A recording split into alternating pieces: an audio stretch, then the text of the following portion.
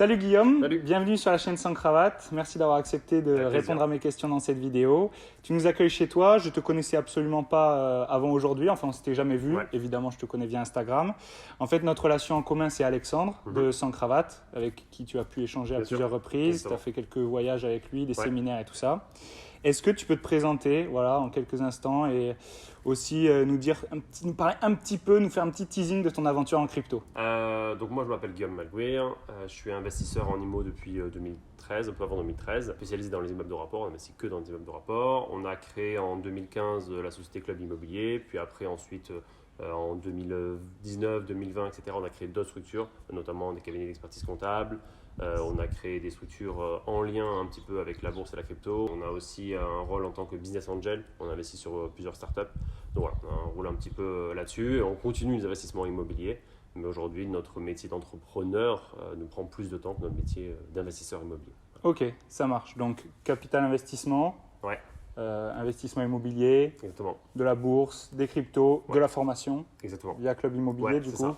Ça fait un bon emploi du temps. Ouais, c'est ça. Beaucoup de costaud. choses, clairement. Et tu t'épanouis super bien là-dedans. Ouais, ça très te bien. plaît? Et voilà, vraiment beaucoup. Il y a tellement. Enfin, voilà. Après, en fait, l'investissement IMO, c'est un moyen, si tu veux, d'atteindre une forme d'indépendance qu'on a réussi à avoir, qui nous a permis après d'aller nous éclater aussi sur d'autres choses. Ouais, Parce que, clairement. c'était pas forcément une fin en soi de dire ce que je veux, c'est avoir 100 apparts. À la fin, tu dors pareil la nuit, tu vois, ça change rien. Donc, ce qui est intéressant, c'est les aventures, c'est faire des expériences en tout cas. Ok, super. Donc, tu as fait une opération de dingue sur les crypto-monnaies. Ces derniers temps, tu nous as beaucoup partagé ça sur les réseaux sociaux. On a vu des screenshots d'évolution patrimoniale complètement hallucinantes et bien débiles sur ces marchés-là.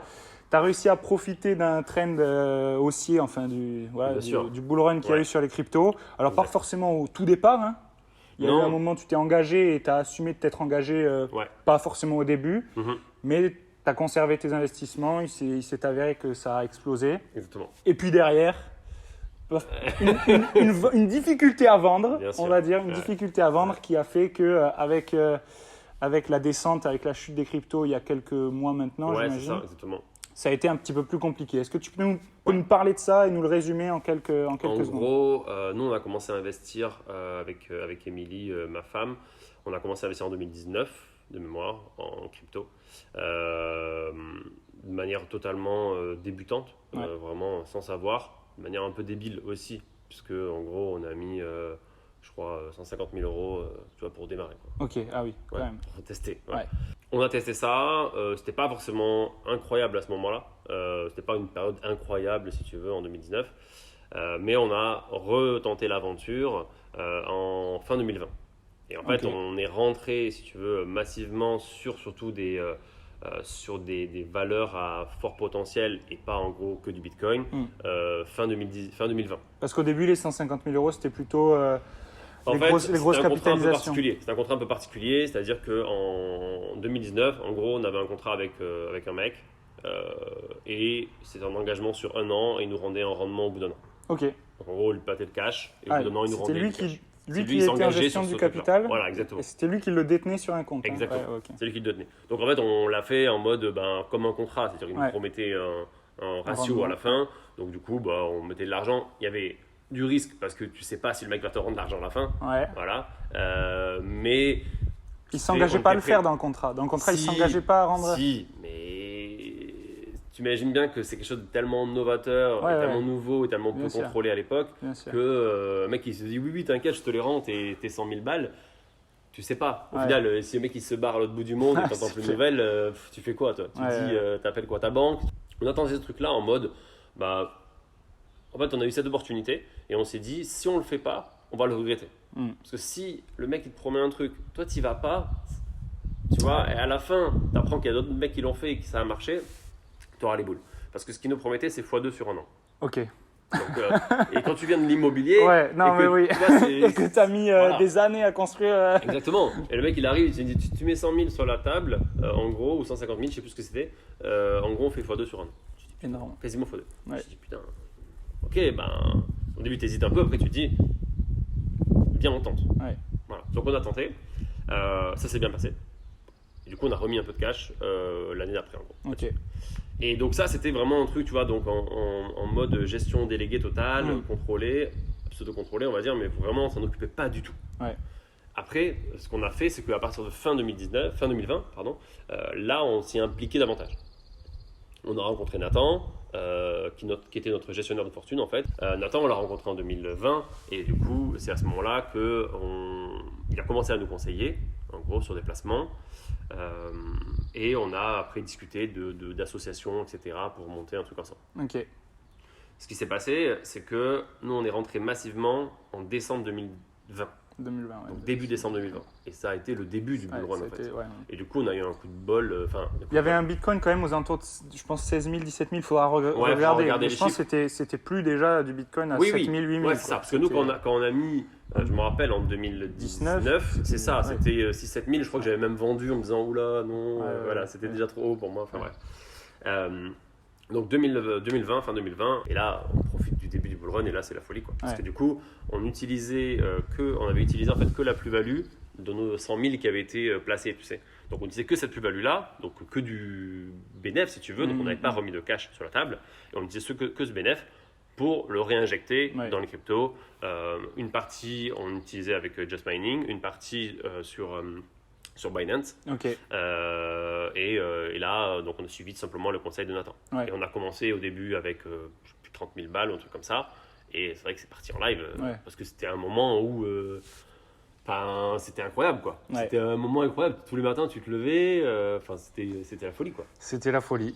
C'était un marché qui faisait regretter ceux qui s'y étaient pas mis à chaque instant. Clairement. C'est clair. Et du coup, je sais pas du coup ce que tu vas me poser comme question après, mais en gros, pendant 5 mois, je crois qu'on gagnait genre 100 000 balles tous les mois.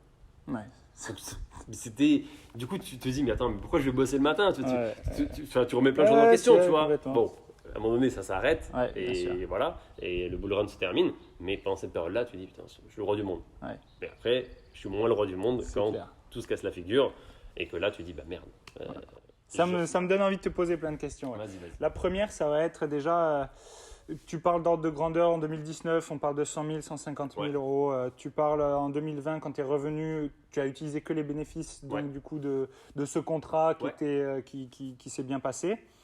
Ta situation patrimoniale au-delà des cryptos, en décembre 2020, quand tu décides de te réengager sur les crypto-monnaies, c'est quoi? Et si tu préfères me dire plutôt un pourcentage de ce que représente l'investissement en crypto, on parle de quel ordre de grandeur à peu près? Alors en fait, ce qui est assez difficile, c'est que ce qu'il faut comprendre, c'est que du coup, nous, on avait de la plus-value qui avait été générée.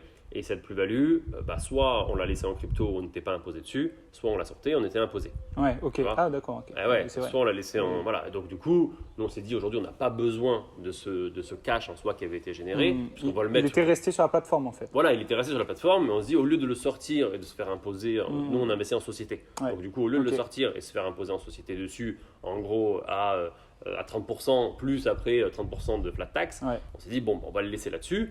Et on verra. Et on a décidé de le placer à ce moment-là. Donc, si tu veux, ça représentait dans le futur, si tu veux, un pourcentage important de notre patrimoine, net, si tu veux, cash disponible, je parle. Mais c'était au début, je te dis, on a commencé à placer peut-être 50 000 balles et ça représentait, je sais pas, peut-être 4%, 3%, tu vois, du cash disponible, quoi. Moi, c'est la même chose. J'ai eu la même réflexion avec le marché des cryptos. Du coup, c'est un marché qui m'est un petit peu étranger et tout ça. J'avais investi, du coup, dans à peu près les mêmes moments. Un Bitcoin à 16 500 $. J'avais mis 5% de mon capital. Sauf que, évidemment, ça a évolué au moment jusqu'à ce que ça représente jusqu'à 25-30% de mon patrimoine. C'est ça. À ce moment-là, moi, je m'étais posé la question, mais qu'est-ce que je fais? Est-ce que j'actualise, c'est-à-dire je vends une partie de cette somme-là pour la rebasculer vers d'autres investissements? Toi, c'est quelque chose que tu as fait ou pas? Ou tu es rentré et tu as continué de rentrer, ou il y a eu des sorties quelquefois? Alors, on a eu quasiment 0 sortie. C'est-à-dire qu'en fait, zéro en fait. C'est-à-dire que... On ne sort pas d'un marché qui, en fait, si tu veux, encore une fois, nous, on a mis ce cash en 2019. Dans une logique et en fait, en 2020, on travaille qu'avec la plus-value. Donc, à un moment donné, on n'a pas remis de cash en plus. Oui, d'accord. Parce qu'on avait cet argent en fait qui était là. Et on ne le sortait pas parce que de toute manière, on ne savait pas comment on l'utilise exactement. Et notre but, c'était pas forcément de dire on prend ce cash et on paye cash, tu vois, de l'IMO avec. Ouais. C'était pas l'objectif. Ouais. Et faut pas oublier qu'on investissait en société, donc c'était un peu différent. Ouais. Si tu veux que si tu dis bah tiens, je sors en perso, je m'achète une bagnole avec. C'est un peu différent. Ouais. Donc et on sait jamais quand s'arrête le bull run. Ouais, ça c'est clair. Tu vois, si tu joues avec le feu, tu sûr. dis allez un peu plus, un peu plus, un Bien peu plus. sûr. Donc on faisait des sorties dans le sens où on revendait et on transformait en USDT, si tu veux, mais pour des fois réinjecter sur d'autres choses. Ok. Mais Il y avait des arbitrages un peu. Voilà, des arbitrages, mais pas de sortie en mode sortie de la crypto. On n'avait pas d'objectif de dire je vais jusqu'à. Peut-être que c'est une erreur, tu vois. Peut-être que c'est une erreur, c'est de dire quand on a ce que généré. j'allais te demander. Voilà. Est-ce que tu avais eu un niveau, est-ce que tu avais déterminé un niveau de prix auquel tu te disais ou une date, parce que généralement on créait des rectangles comme ça en date et en prix. Est-ce qu'il y avait ce rectangle-là avec un niveau de prix particulier auquel tu voulais sortir ou... Faut imaginer que nous, on est totalement débutants en crypto et en bourse. Un ego qui faisait que je voulais avoir 1 million d'euros en crypto. Voilà, c'était ce chiffre. Mais en fait, ça ne veut pas dire que si je l'atteignais, je vendais tout. Oui, même c'était pas. Juste un objectif, tu vois. Mais le but, c'était de le conserver. Tu vois. C'était pas de dire je vends tout et après, je n'en profite pas. Moi, j'ai foi dans le fait que la crypto va continuer à évoluer. On est dans une phase où forcément ça a été baissier et je pense qu'il y a une vraie opportunité et je pense qu'on va remettre du cash je pense cet été parce que je pense que c'est pas fini. Ouais, je pense que c'est pas fini ou en tout cas on a quand même bien baissé par rapport à ce qu'on a eu. Donc je pense que c'est toujours intéressant. Moi, si je me dis, tu vois, si j'ai remis de cash ou j'ai réinvesti il y a 6 mois, c'est con de ne pas réinvestir maintenant, tu vois. Voilà, dans la logique. Dans la logique, c'est clair. Voilà, ça. Mais on n'avait pas d'objectif. Ce serait pas assumer son état d'esprit initial, quoi. Et son mais on n'avait pas la volonté de dire, en effet, dès qu'on fait 100 000 euros de plus-value, on vend et on récupère la trésorerie. Parce que, encore une fois, c'était un placement de trésorerie qu'on faisait pour la boîte. Et si on sortait l'argent, c'était de l'imposition. Ouais, et l'imposition, on n'en faisait rien en fait. On le stockait en trésor sur la boîte. Après, tu aurais pu quand même mettre tout en stablecoin. Ouais, c'est vrai. Mais si tu avais eu un objectif de prix sur le. C'est ça, mais en fait, le truc, c'est que. Après, je te raconterai, je sais pas si ça fait partie des questions, mais je te raconterai une petite anecdote sur une des cryptos en particulier, puisqu'il y en a une sur lesquelles, en fait, on était en stacking dessus et on a voulu la sortir. Tu vois, sauf qu'en fait, il y avait des délais pour sortir en stacking. À cause du stacking. Et grâce au problème de délai, on a gagné beaucoup d'argent. Et parce que justement, je ne l'ai pas sorti en fait. Et donc, c'est ces trucs-là qui se font dire. Des fois, tu sors parce que tu dis j'ai fait un x2, mais en fait, c'est pas le x2 qui va te faire gagner de l'argent en crypto. Tu vois. C'est ton x100 tu vois, qui va te faire gagner de l'argent. Bien sûr, c'est sûr. Donc, c'est ça, de dire dès que je fais x2, sinon tu vas les perdre derrière. Ça marche pas parce que tu as des cryptos qui vont diviser par 10. Donc voilà. Bien sûr. Pourquoi. Maintenant, on va parler un petit peu émotion. Ouais. Émotion, sentiment, ton ressenti. Déjà, ton ressenti vis-à-vis des cryptos, du coup, en 2019. Ouais. Quand tu as investi dedans, du coup, là, cette fois-ci, c'était pas des plus-values, c'était les premiers 100 000 euros. Est-ce que tu avais conscience du risque que représentait ce marché-là ? En fait, si tu veux, ce qui se passe, c'est qu'en 2019, quand nous, on investit en mode on fait confiance en une personne. Et pas on fait confiance à la crypto. Puisqu'en fait, on a investi sur un contrat en réalité. Tu vois. Donc on n'investit pas vraiment en crypto à ce moment-là. C'est un peu du fake de dire qu'on a investi en crypto en 2019. Oui, on a investi en crypto, mais. Vous avez investi sur un gestionnaire. Sur un gestionnaire, sur un mec qui nous a dit moi je te promets ça.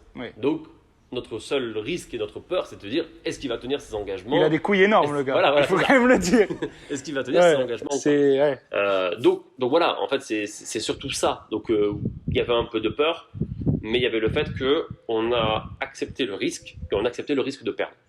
On savait dès le départ, tu vois, qu'il y avait un risque. C'est de l'argent dont on n'a pas besoin. Voilà, c'est de l'argent. Et qu'on est prêt à perdre. Ça ferait mal. Ça ferait chier, comme d'habitude. Voilà, bien sûr. Mais on est prêt à prendre le risque de le perdre et on s'en voudra nous-mêmes d'avoir perdu cet argent, mais en même temps, on se dit, écoute, on aurait regretté de ne pas le faire. Donc c'était plus dans ce sens-là. 2020, c'est différent. 2020, c'est... on commence à m'expliquer, tu vois, les intérêts de la crypto on commence à m'expliquer en quoi ça peut être quelque chose d'intéressant et en quoi ça peut changer le monde de la manière on est en train de te former, de te convaincre en même temps que tu as tes investissements qui tournent. Exactement. Ça fait qu'au niveau des convictions, tu as limite encore plus envie de t'investir dedans. Quoi. Et quand tu arrives et qu'on t'explique ce que c'est et qu'en même temps il y a le rythme qui démarre, t'as l'impression qu'on t'explique la vie à 30 ans. C'est ça. Et donc du coup, là, forcément... tu passes ton temps sur Binance, sur Twitter. Tu regardais je regardais. Tous les jours ? Ouais, plusieurs fois par jour. Ah ouais, plusieurs fois bah par oui. jour. En fait, tu deviens accro à ce truc-là, Ouais. à cette adrénaline en fait, Complètement. de hausse et de baisse, etc. Donc, tes émotions au début, elles bougent beaucoup. Après, tu apprends à calmer tes émotions, tu vois, et à dire, ok, bon, bah, c'est bien. Et après, tu deviens presque blasé de gagner que 1 000 € par jour, tu vois. Ça devient n'importe quoi. Mais C'est dingue. voilà. Mais il y a cette phase-là, en tout cas, sur laquelle au début, tu as l'excitation incroyable, tu regardes tout le temps. Après, petit à petit, tu regardes de moins en moins quand même. Ouais. Et après, quand ça te baisse, tu regardes au début tous les jours. Et après, tu arrêtes de regarder, tu sens que ça te met de mauvaise humeur. Donc voilà, ça a été dur au départ, quand il y a eu la baisse qui a été de suite. Et à chaque fois, il y a la question de merde, est-ce que je vends maintenant ? Non, merde, j'ai déjà perdu 20%, ça ferait chier. On avait quand même un gros patrimoine, 20% c'est énorme, on attend. Et ça baisse, et tu te dis, ben non, j'attends. Et La en fait, psychologie voilà, classique. c'est la psychologie classique. Et on a quand même attendu, Ouais. dans tous les cas. On n'a pas vendu en mode vite, on vend, on verra ce qu'on passe. C'est un risque qu'on prend, mais encore une fois, on n'a pas besoin de cet argent, donc c'est pas grave. Et cet argent va remonter, et voilà. Au niveau euphorie, dans la période où il y avait du coup Bull Run, Ouais. le plus haut du marché, représenté on va dire par la plus grosse cap, donc le Bitcoin. Ouais. On vous l'affiche maintenant. Au moment de ce plus haut là, ton portefeuille il est proche du million. Bah ouais, mais en fait, du coup, donc j'avais un suivi pas quotidien de l'évolution, parce que du coup, on avait plein de plateformes quand même sur lesquelles. Tu avais un agrégateur qui te permettait de voir la... Alors, on n'avait pas tout. Non, on n'avait pas tout dessus, parce que D'accord. du coup, c'était un peu compliqué. Il y avait vraiment plein de choses Ok. sur lesquelles c'était positionné. Et en gros, à 20 000 € près, on avait atteint l'objectif, mais on n'y est jamais arrivé. C'est-à-dire qu'on a frôlé le million C'est horrible. juste avant que ça tombe. C'est horrible. Donc, voilà. Mais non, c'est pas grave. Mais c'est vrai que oui, on est passé par loin. Ouais. Donc ouais, c'était un moment fou. Tu te dis allez, c'est bon, aujourd'hui ça y est, tu te dis et boum, ça y va. Ouais. Et ce qui est fou, c'est Compliqué. ces histoires d'intérêt composé, c'est-à-dire que on commence des fois avec une somme avec 20 ou 30 000 €. Bah, c'était ça, ouais. Et en fait, tu fais 10%. Mais après, quand c'est 30 000, ils sont 300 000. Quand tu fais 10%, bah, c'est 30 000 de plus que tu récupères. Ouais. Donc c'est ça qui est assez. Tu es en train de récupérer ton investissement initial Ouais, c'est tous ça. les mois. Ouais, quoi, c'est même. ça. Et, est-ce que tes investissements, vos investissements ont impacté sur votre quotidien ? Est-ce qu'il y avait des journées où c'était l'euphorie totale, c'était champagne, on allait au resto, on se faisait plaisir de ouf ? Et est-ce qu'il y avait des journées où c'était vraiment plus compliqué, impacter le cercle familial ? Parce que quand même, vous êtes un couple d'investisseurs, c'est quelque chose qui est quand même assez rare. C'est-à-dire il y a généralement deux personnes qui vont avoir des activités différentes, elles peuvent investir ensemble, mais ce n'est pas leur métier. Quoi. Vous, c'est vraiment votre métier. Alors, comment ça se passait au quotidien quoi ? Alors, on a un avantage, c'est qu'on était en plein Covid. Donc, en plein Covid, tu n'avais pas de resto. Tu avais tout qui était fermé. Donc, tu ne pouvais pas vraiment trop célébrer. Voilà. Et en fait, tu célèbres les premières fois, mais après, je te dis, ça devient ton habitude, tu vois. Donc, du coup, tu vois, il n'y a pas d'euphorie spécifique par rapport à ça. Après, ça devient une habitude. On s'habitue vite, en fait, à ça. Et on n'est pas dépensé du tout. Donc, il n'y a pas eu de supercar. Non, il n'y a pas eu de supercar. Non, il n'y a rien dans les garages. Il n'y a pas de supercar dans les garages. Même si en effet, maintenant, tu vois, je me dis putain, avec la baisse qu'il y a eu, j'aurais pu plutôt vendre. J'ai fait disparaître les supercars du garage. Par contre, c'est vrai que quand il y a eu la grosse baisse, tu vois, alors je dis pas que tu remets en question ta vie ou ta manière de faire, mais c'est vrai qu'il y a eu un moment où tu te dis, bon allez viens, on va regarder pour acheter une petite résidence secondaire au bord de la mer et tout, puis tout se casse la gueule, puis tu te dis bon. On est bien là en fait, au final. On va acheter un KGB. Ouais, non mais voilà, il y a un peu cette émotion-là où tu dis, bon bah attends, si ça continue comme ça, on arrête de bosser quoi, tu vois. Enfin, je comprends bien. Finalement, les efforts que je fais tous les jours pour me massacrer, que ce soit en entrepreneuriat ou en immobilier, tu te dis là, je reste assis toute la journée, j'attends, l'argent travaille pour moi, je suis juste ce qu'on me demande de faire. Mais après ça fait déjà un bout de temps qu'en tant qu'investisseur, même si ça fait pas 2013-2014 tu m'as dit. Hein. Ça fait quand même un bout de temps que vous pourriez un petit peu mettre le frein. Ouais, bien sûr. Et pourtant vous le faites pas. Non, parce que c'est une passion. Voilà. C'est une passion Donc finalement tu as ton capital qui évolue, tu te dis ah ouais mais c'est trop facile, j'aimerais faire que ça quoi et je peux mais t'as pas envie en vrai. Mais voilà. T'as pas envie. On le sait, c'est un mythe. Oui, c'est un mythe. Voilà. C'est un mythe de dire je vais où je vends tout et je fais plus rien et je reste toute la journée au bord de la piscine. Non, ça c'est un mythe, ça n'existe pas. En vrai, tu vois là on pourrait dire bon, c'est bon, maintenant on a créé une équipe sur Club Immobilier, tout est lancé, le cabinet comptable, tout le monde, tout est géré. Et au final, on se remet un nouveau challenge avec une nouvelle boîte. Avec Oikos. Donc, c'est juste qu'on a besoin d'être challengé tout le temps, de faire de nouveaux projets. Tu vois. Ouais. Voilà, on a besoin de tout ça. Et donc, on ne pourrait pas vivre que de la crypto parce qu'on s'ennuierait. Ouais, clairement. C'était un bon mot de la fin. Ouais. Merci beaucoup, Guillaume. Avec plaisir. Est-ce que tu veux nous parler rapidement de Oikos, du coup? Ouais. Une boîte que tu as créée, que Bien vous sûr. avez créée en l'espace de quelques mois, il me semble. C'était un défi, il y avait un défi derrière. C'est ça, exactement. En fait, du coup, ça faisait un moment qu'on y réfléchissait. Oui, Oikos, donc on fait de l'investissement clé en main. On Ouais. propose des projets d'investissement clé en main spécialisés dans les immeubles de rapport, dans l'OD, uniquement Yes. dans l'OD pour démarrer. Et en fait, si tu veux, ça faisait quoi, 9 mois qu'on avait ce truc-là en tête. Et en vrai, quand on a lancé Club Immobilier, nous, en 2015, c'est quelque chose qu'on faisait déjà, d'une certaine manière. Oui, c'était de l'accompagnement, mais qui n'était pas... Vous n'existiez pas aux yeux du notaire, aux yeux de la banque. C'était à l'arrache, clairement. Voilà. Et du coup, il y a 9 mois, on avait ce projet-là, mais ça avançait pas comme on voulait. Avec certains associés, tu vois, ça avançait pas comme il fallait. Et du coup, moi, j'ai repris les choses en main au 1er juin, en gros, 2021. Et j'ai dit, on est le 1er juin. À la fin du mois de juin, on aura créé la boîte, on aura nos premiers clients qui arriveront. C'est ce qu'on a fait, on a créé la boîte, on a défini, on a fait le site web. Enfin, c'est moi qui ai fait le site web vite fait. Ouais. Voilà. Et donc, Sur Wix. Sur Wix. Tu avais peur de te faire charrier derrière. On se fait charrier tout le temps, mais au final, voilà. Ça va, ça marche. Fait, tu vois. Voilà. Il y en a qui font sur Wix, il y en a qui font rien du tout. Exactement. Et au final, tu vois, en un mois, on a eu 280 demandes de dossiers, 280 candidatures. Et c'est génial. Et donc, du coup, on est super content de ce truc-là. Par contre, C'est des mandats de recherche, du coup? C'est mandat de recherche, ouais. Ok. Uniquement? Ouais, uniquement. Il n'y aura pas de vente? Alors, on fera peut-être des mandats de vente, mais pour l'instant, voilà, on se concentre là-dessus. Sur ce projet. Et en fait, alors ce qui se passe, c'est que Oikos, contrairement à d'autres boîtes, ça nous demande de mettre du cash. Puisqu'on embauche les gens. Et quand tu fais du clé en main, tout le monde travaille avec des mandataires. Parce que ça coûte pas cher. Bien sûr. Mais quand tu veux. Vous avez choisi que vous alliez prendre des agents en CDI, exactement. alors que généralement, dans ces agences-là, on prend des Personne ne freelances fait, qui, s'ils ne bossent pas, ils n'ont pas d'argent. ils n'ont pas d'argent. Voilà, c'est ça. Mais nous, en fait, on voulait former les équipes, qu'elles restent, qu'elles soient qualifiées. Voilà. Et surtout, on sait qu'il y a un autre problème avec cette manière de fonctionner quand on fait du clé en main. C'est qu'il y a beaucoup de mandataires qui créent leur boîte à côté. Et qui récupèrent les clients. Voilà. Donc ça, c'était absolument ce qu'on voulait éviter. Et on voulait qu'il y ait une unité dans la boîte. Et on a toujours travaillé qu'avec des salariés chez Club Immo et jamais en freelance. Et donc, on a voulu continuer. Mais ça demande du cash. Parce que pendant 6 mois, ça fidélise. Ça fidélise des grosses équipes qui derrière font plus de cash. Voilà. Et ça, on n'aurait pas pu le faire, si tu veux, en 2015. Parce qu'on n'avait pas le cash pour le faire. Aujourd'hui, on a le cash pour le faire. Et donc, c'est pour ça qu'on peut se le permettre. Super. Voilà. Merci beaucoup. Merci à toi. Merci à toi de m'avoir invité. Avec et plaisir. puis, bienvenue du coup sur la chaîne Sans Cravate. Merci à vous.